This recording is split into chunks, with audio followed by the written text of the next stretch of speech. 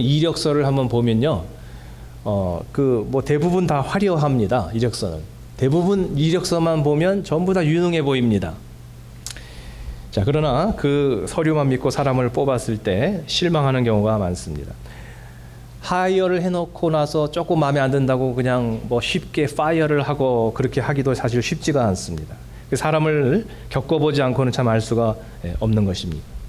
자, 그런 경우에 누군가가 정말 믿을 수 있는 그런 사람이, 상당히 검증되는 사람이 누군가 좋은 사람을 한 사람께 추천해 주는 거예요. 이 사람 한번 써보라고, 이 사람 한번 데려가 보라고, 정말 내가 개런티 한다고. 자기 신용을 걸고 좋은 사람을 추천해 주니까 말이죠, 그것만큼 고마운 일이 없는 거죠. 정말 검증된 사람을 보내줘서 너무 고맙다고, 참 일도 잘하고 너무 우수한 학생이고 이런 그런 고마운 마음이 들지 않겠습니까? 그래서 현대에도 이 추천장 제도가 사실 고대에서부터 시작이 된 것인데, 지금 현대까지도 그것이 남아있는 이유가 바로 인간관계 속에서의 신용 때문에 그렇습니다. 저는 목회자를 청빙하는 것도 비슷하다고 생각합니다. 신학교에서, 굉장히 좋은 신학교에서 상당히 어떤 학위를 PhD라든지 학위를 취득을 했다든지, 설교를 들어보니까 설교가 너무너무 매끄럽고 아주 그냥 내용이 좋다든지, 아니면 정말 딱 봤을 때 굉장히 아주 인상도 좋고 허우대도 정말 좋고 말이죠, 뭔가 상당히 풍겨지는 것이 좋다든지, 그것만 보고서 만일에 청빙을 했는데 겪어보니까, 시간이 지날수록 겪어보니까 취약한 도덕성, 빈약한 영성, 혹은 미성숙한 인성, 이런 것들이 서서히 물밑에서 드러난다고 해보시기 바랍니다. 아차 싶은데, 이게 무슨 회사의 CEO를 뽑아놓고서는 회사 성과가 안 좋으면 주주총회에서 해고할 수 있는 그런 것이 아니라, 목회자는 하나님이 어쨌든 파송을 하신 주의 종이라는 그런 어떤 신앙 양심 때문에 말이죠, 이게 해고를 하거나 내보내거나 하는 것이 그렇게 쉬운 일이 아니고 참 서로 간에 난처한 그런 일이 생길 수도 있습니다. 자, 그래서 성경에서는 목회자를 공개 채용을 하는 것이 아니라 사도들의, 믿을 만한 사도들의, 교회 리더들의 추천을 받아가지고 그 사람을 파송합니다. 그러면 그쪽에서도 그 사람을 또 받아들입니다. 이런 방식을 사용을 했는데요, 지금도 어떤 교파에서는 이제 감독이라든지 이런 분들이 목회자를 어느 교회에 파송을 하게 되고, 거기서 특별한 문제만 없으면 그걸 그대로 순종해서 받아들이는 그런 교단들이 일부 아직도 있기도 합니다. 자, 그런데요, 이런 제도를 쓰든 저런 제도를 쓰든 인간은 죄성이 있고요, 타락한 본성이 우리 가운데 늘 활동하기 때문에 항상 문제가 발생하게 됩니다. 이 추천 제도가 성경적이기는 한데, 이걸 악용해서 교단의 권력을 가진 중진 목회자가 이거를 잘못 사용하는 경우가 있다는 것이죠. 성경적인 것이지만 잘못 사용하는데, 어떻게 하느냐, 자기 교회의 부목이나 부교육자들이 오래 열심히 하니까 일단 여기서 열심히 해, 내가 길 열어줄 테니까 말이야, 이런 거죠. 그래가지고 어디 좋은 교회가, 웬만한 교회가 나왔다 그러면 자기 부교육자를 거기에다가 심어 놓으려고 말이죠, 이렇게 로비를 하는 거죠. 또 자기 부교육자가 아니라도 자기 사람, 내 라인에서 내 말 잘 듣는 내 후배들 쫙 줄을 서는 거죠. 그러면 그 사람을 밀어주는 겁니다. 그러기 위해서 어느 교회가 이제 목사님 은퇴한다 그러면 거기에 서로 자기 사람을 보내려고 정치 싸움을 하는 그런 패단, 이런 것들도 본 적이 있습니다. 자, 그래서 차라리 그렇게 하는 것보다 그냥 회사 CEO 뽑듯이 공정하게 공개 청빙을 하자. 공개 청빙을 하고, 그 다음에 설교도로 보고, 그 다음에 이력 보고, 그래가지고 민주적인 투표에 의해서 그렇게 하자. 그럼 최소한 비리는 없을 거 아니냐. 그래서 그렇게 적임자를 선정할 수밖에 없는 것이 현실입니다. 그것은 하나의 이제 차선책이죠. 그러나 그것이 완벽한 것도 아니고 최선도 아닙니다. 우리가 민주적으로 공정하게 했다고 해서 하나님의 뜻이 다 이루어진다라고 하는 보장은 사실 없는 것입니다. 사실 기도를 더 많이 해야 되는 것이죠, 사실은. 자, 그래서 혹시 여러분 나중에 제가 은퇴를 하고 새로운 담임 목사를 청빙하게 될 때에도 서류 전형도 해야 되겠지만은 그거보다도 영혼 구원의 정신이 과연 이 사람이 뜨거운가. 그리고 과거에 목회하는 그 모습 속에서 아무래도 우리는 가정교회니까 가정교회 정신에 맞게 목회를 하셨는지 이것을 보면서 큰 성공은 아니더라도 정말 뜨거운 영혼 구원과 도덕적 영적으로 진실하게 목회한 흔적이 있는 분인가. 네, 그것을 우리는 잘 눈여겨 살펴보아야 할 것입니다. 그래서 이제 뭐 예를 들면 좀 아는 분이 좋죠, 사실은 아는 분. 그래서 뭐 컨퍼런스에 이제 뭐 100명 넘게 오시잖아요. 그러면 이제 30대 초의 목사님을 이렇게 잘 봐야죠, 이제. 그래서 어떤 분이 정말 젊은 분인데 뜨겁고 진실하게 하시나. 그래가지고 잘 눈여겨 볼 필요도 있습니다. 교회 리더들이 한 마음이 돼서 그 비초청자에게 솔직하게 자신들의 마음을 털어놓고 기도 요청을 하고, 또 그분도 초청을 제안받은 분도 자기 교회한테 솔직히 다 오픈하고 성령께서 정말 이렇게 뜻이 어디 계신지를 같이 기도를 하고 동일한 마음을 양쪽 교회에 다 주실 때, 그럴 때 청빙하는 그런 식의 단순하고도 성경적인 방법도 한번 시도해 볼 만하다라고 하겠습니다. 자, 오늘 본문 속에서 저는 사실 뭐 추천 제도에 대한 문화적인 뭐 이런 것을 말씀드리려는 것은 아니고요. 지금까지는 서론이었습니다. 자, 그렇다고 너무 겁먹지 마세요. 아시다시피 본론 결론도 그렇게 길지는 않습니다.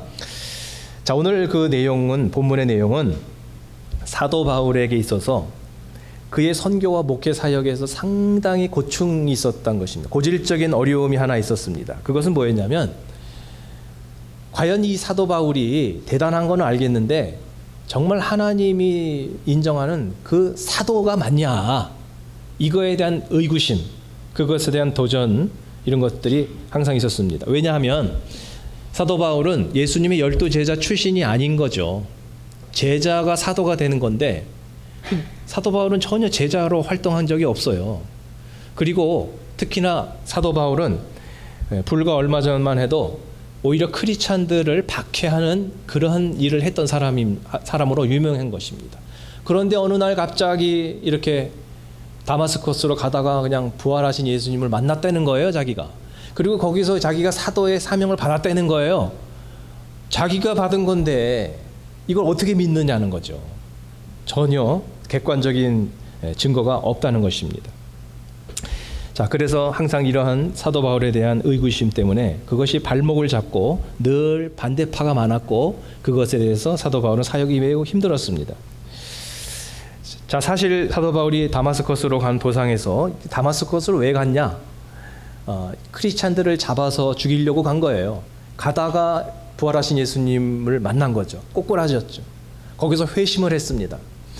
그러면서 그가 이제 부활하신 예수님의 사명을 받았는데, 사람들에게 이 사실을 알리자 사람들이 믿지를 않았어요. 왜 믿지를 않았냐면 이거 위장 전향이다. 이 사람 무시무시한 사람인 거 알지? 거짓 전향해서 마음을 딱 오픈하는 순간 잡아갈 거다. 조심해라, 이 사람. 아무도 믿지를 않습니다. 자, 그때 사람 좋은 바나바가 나타납니다. 그러면서 자기도 사실 바울 잘 모르면서 이 바울 훌륭한 사람이라고 막 추천하고 막 내가 같은 강추한다고 말이야. 이 사람들 확실하다고 막 추천해주면서 소개해주면서, 그래가지고 그나마 바울이 기독교인들과 교류할 수 있었고 활동을 시작할 수가 있었습니다. 자, 그런데 나중에 알고 보니까 이 바나바가 아무나 이렇게 막 그냥 추천하는 이런 분이에요. 보니까 사람이 너무 좋아가지고 뭐 싫은 사람이 없는 그런 분 있잖아요. 왜 이것도 좋다고 그러고 이것도 좋다고 그러고, 긍정적인 건 좋은데 너무 그러니까 사람들이 별로 이렇게 그 무게를 안 두는 거죠. 예를 들어 칭찬이 참 좋은 건데요. 칭찬을 많이 하세요. 근데 칭찬도 너무 남발하면요, 좀 약발이 떨어져요. 예를 들면 별로 칭찬을 안 하는 사람이 한번 칭찬하면 사람들이 저분은 웬만하면 저런 소리 안 하시는 분인데 진짜 좋은가 봐. 뭐 이렇게 좀 무게가 있거든요. 네, 그냥 막 뭐 좋은 것도 좋다고 그러고 싫은 것도 싫다고 그러고 무조건 다 좋다고 막 그러는 사람은 맨날 저래. 별로 이렇게 무게감이 좀 없거든요. 그래서 이제 칭찬도 좀 절제 있게 칭찬을 할 때 좀 효과가 더 좋은 것 같은데요. 자, 여기서 바나바가 워낙 사람이 좋으니까 뭐 이 사람도 추천하고 저 사람 추천하고 막 그냥 나중에 책임도 못 질 거면서 막 그냥 다 좋다는 거예요. 막. 그러니까 사실 바나바의 추천이 도움은 됐지만 그게 절대적으로 바울을 증명해 주지는 못했습니다. 자, 고린도 교회의 교인들 역시 바울의 사도권과 영적 권위에 대해서 끊임없는 문제 제기를 했는데, 이게 여러분 당해보신 분 혹시 아실지 모르겠는데요, 누군가가 나를 인정하지 않고 의심하고 계속 이렇게 그런 의심의 눈초리로 바라보는 게 정신적으로 굉장히 힘든 겁니다, 여러분. 누군가에게 마음을 안 열고요, 이렇게 그냥 계속 뭔가 좀 거리를 두면서 이게 약간 어렵게 하는 그런 경우 정신적 데미지가 상당히 이게 큰 것입니다. 뭐 이제 사회에서 오래전에 그런 일이 있었지 않습니까? 타블로란 연예인이 학력 위조다 이런 누명을 썼는데요. 뭐 쓸만하더라고요, 보니까. 왜냐하면 스탠포드 대학이 명문대 아무나 못 들어가거든요. 그런데 학사 과정을 4년에 마치기도 힘든 건데 4년, 대학원 과정 2년인데 6년을 해야 되는데 이 사람이 학사 석사를 3년 반 만에 다 끝낸 거예요. 스탠포드에 그런 프로그램이 있는 거죠. 아니 이게 천재지, 어떻게 학사 석사 과정을 3년 반 만에 어떻게 끝냅니까? 이거는 있을 수도 없는데. 그런데 미국에 이민 와 있는 어느 한인, 시카고 쪽에 사는 어느 한인이 이걸 보니까 배가 아파요. 왜냐하면 자기 자녀가 스탠포드에 떨어졌어요. 근데 보니까 딴 따라 주제에 이렇게 명문대를 들어갔고, 거기다가 또 이것도 보통 졸업한 게 아니라 완전히 천재들만 할 수 있는 그런 졸업을 해버렸네. 이거는 밝혀야 된다. 그 막 정의감이 발동을 했겠죠, 나름. 그래가지고 이게 6년을 끌었는데요. 그 사이에 뭐 경찰도 증명을 하고 학교에서도 굉장히, 이 스탠포드 대학이 그런 일은 처음이래요. 뭐 학력을 이렇게 증명해달라는 그런 일은 학교 역사상 없었던 일인데 막 정부에서 막 그걸 요청하고 깜짝 놀란 거죠. 다 해주고 방송에서도 그것을 밝히고 심지어 대통령까지 한마디를 했어요. 젊은 사람이 얼마나 힘들겠나 뭐 이러면서 했습니다. 법원까지 갔습니다. 결국 법원에서 이게 사실이다 판결을 했는데, 그 순간에도 의심의 병이 이렇게 무서운 것은 한 번 그렇게 의심하니까요, 법원에서 했는데도 그 승복을 못하고 항소를 했죠. 항소를 해서 6년간을 이렇게 법정 투쟁을 해 결국은 이제 그 명예훼손으로 이제 결론이 났습니다. 학력은 사실로 결론이 났습니다. 자, 그런데 무서운 것은요, 한 번 사람이 의심을 하기 시작하니까요, 한 번 색안경을 끼니까 어떤 객관적인 증거를 줘도 조작이다, 다 매수됐다, 이렇게 생각을 하더라고요. 그리고 인간의 이 허위성을 보여준 어떤 사회 병리 현상을 이 사건을 통해서 우리가 알게 된 것이고요. 또 한 가지는 그 중에서도 나중에 뒤늦게라도 반성한 친구들이 있어요. 근데 반성한 사람들은 용서가 됐는데 끝까지 자기를 인정하지 않는 그 자존심 있잖아요. 막 처음 그렇게 했으니 끝까지 가보자. 그 자존심의 싸움이 돼버린데, 그 끝까지 반성을 하지 않고 했던 사람은 판사가 죄질이 나쁘다 이렇게 이제 결론을 내리고 실형을 했습니다. 자기는 진실이고 자기는 정의를 위해서 투쟁한 것이라고 하지만 사실은 자신의 열등감과 치유되지 않은 분노에서 기인한 하나의 음해에 불과했다는 것이죠. 그래서 죄질이 안 좋다는 거죠. 이게 전 사회 전체를 병들게 할 수 있기 때문에 죄질이 안 좋다는 거죠. 자, 그것이 경종을 울렸습니다.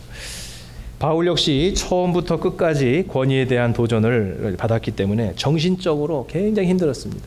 연예인들이 그런 악플을 받고 그러면요, 그리고 자살까지 할 정도인가 싶은데 본인한테는 그게 굉장히 참 큰 상처가 되고 극복하기 힘든 그런 어떤 데미지가 온다는 것이죠. 심지어 죄 없는 그 가족들조차도 막 그냥 블랙메일을 받고 가족들조차도 이유 없이 공격을 당하는 그런 일이 견디기 힘들다는 거죠. 그래서 정신적인 그런 상처가 상당히 컸는데 바울 역시 굉장히 그런 어려움을 겪었습니다. 자, 그래서 오늘 바울은 더 이상 사람이 써주는 추천서를 의지하지 않겠다고 선언을 하는 것입니다. 자, 왜냐하면 바나바도 추천을 해줬고 뭐 여러 사람들이 해줬는데 사람이 종이서 써줘서 개런티한다고 이게 추천하고 보증하는 그런 것으로서는 한번 의심병에 걸린 사람들의 마음을 돌이킬 수가 없더라는 것입니다. 한번 마음의 문이 닫힌 사람한테는 전도가 참 안 되죠.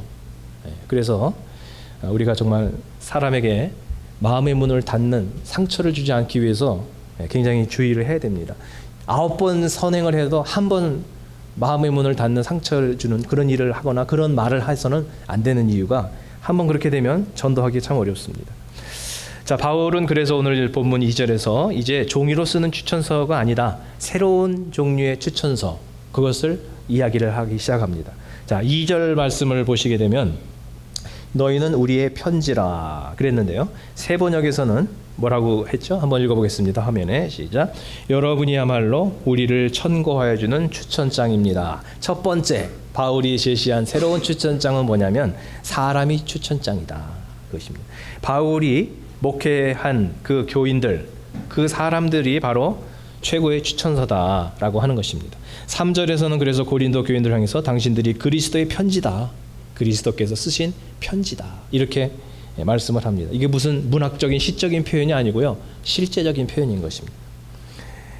자, 바울이 정말 하나님이 보내신 사도인가 아닌가 뭐 논쟁을 가지고 증명이 안 되고, 누가 뭐 추천서를 써줘서 문서로 증명이 안 되는데 뭘로 증명이 되느냐 하면 열매로 증명이 된다, 이것입니다.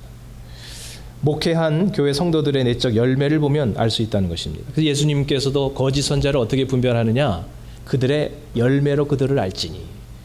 말로 증명이 안 됩니다. 말은 소용이 없습니다.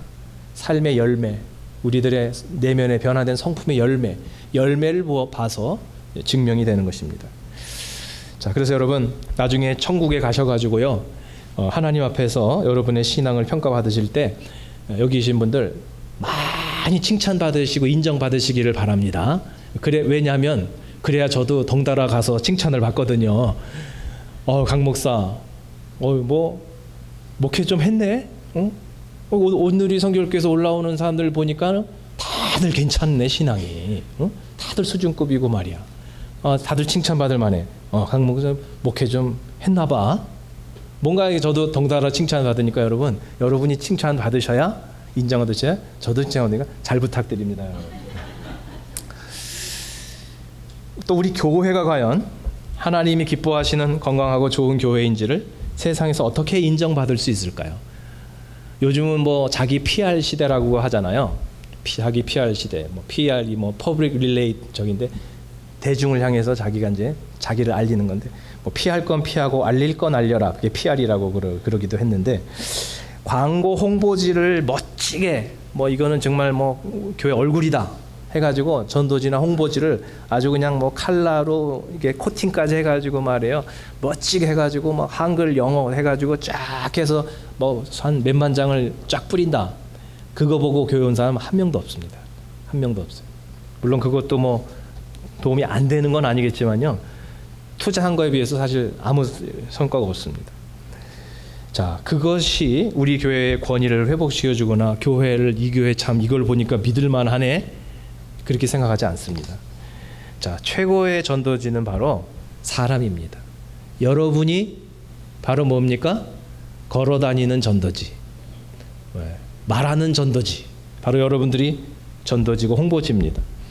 저와 여러분들이 세상에 나가서 하는 행동 하나하나가, 우리가 하는 말 한마디 한마디가, 심지어 여러분이 사람들에게 풍기는 그런 어떤 표정 하나하나, 인상 하나하나가 바로 온누리 성결교회의 수준을 보여주는 성적표인 것입니다. 증명서인 것입니다. 그러니까 여러분이 막 세상에 나가서 엉망으로 하면 그게 온누리 성결교회의 수준이 되는 거였거든요.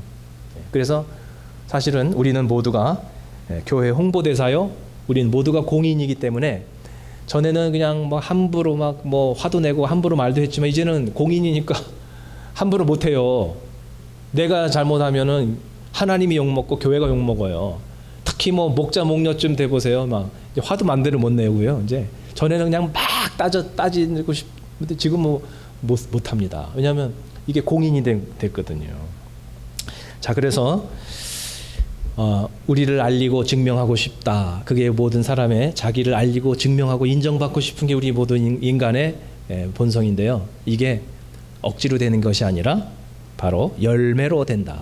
특히나 하나님의 나라는 바로 사람이 이것을 추천해주는 추천서다. 자, 이것이 오늘 바울의 새로운 첫 번째 이론이고요. 두 번째는 바울이 자신의 영적 권위를 증명하는 또 하나의 중요한 보증서가 있다는 것인데 그것을 5절에서 고백을 하고 있습니다. 한번 5절을 먼저 개정으로 보시면요. 자, 한번 읽어보겠습니다. 우리가 무슨 일이든지 우리에게서 난 것 같이 스스로 만족할 것이 아니니 우리의 만족은 오직 하나님으로부터 나느니라. 스스로 만족이 나는 것이 아니라 하나님으로부터 난다. 그런데 이 만족이라는 단어를 세 번역에서는 조금 달리 번역을 했는데요. 한번 읽어보세요. 우리가 이런 일을 할 수 있는 자격이 우리에게서 났다고 생각하지 않습니다. 우리의 자격은 하나님에게서 납니다. 네, 만족이냐 자격이냐 사실 같은 얘기인데 헬라어로 그리스어로 히카노테스라고 하는 건데요. 정확하게 제가 이렇게 좀 보니까 충분한 자격, 충분한 분량이라고 보는 것이 정확합니다. 그러니까 충분한 자격, 충분한 분량. 그러니까 뭐 예를 들면 우리가 뭐 세상에서도 어디를 들어가기 위해서 이제 requirement이라는 게 있고 뭐 qualification이라는 게 있잖아요. 근데 그것이 충분하게 만족되느냐, 뭐 영어로 뭐 meet한다 그러죠. 만족되느냐. 그러면 자격이 있다. 그러니까 같은 얘기입니다. 충분하게 그 분량이 있어서 모든 그 요건이 충분한 분량이 있어서 만족되면 자격이 있다는 거죠. 그래서 자격이라고 하는 것이 좀 더 명확한 번역이라고 할 수 있겠습니다. 세례 요한이 예수님에 대해서 자신을 표현할 때 마태복음 3장 11절에 보면 그 똑같은 히카노스라는 단어가 사용이 되고 있는데요. 거기서 어떻게 번역이 되는지 보세요. 마태복음 3장 11절 시작. 나는 너희를 회개시키려고 물로 세례를 준다. 내 뒤에 오시는 분은 나보다 더 능력이 있는 분이시다. 나는 그의 신을 들고 다닐 자격조차 없다. 그는 너희에게 성령과 불로 세례를 주실 것이다. 네. 세례 요한이 볼 때 예수님에 비해서 자기는 자격이 안 된다. 나는 자격 요건에 만족이 안 된다.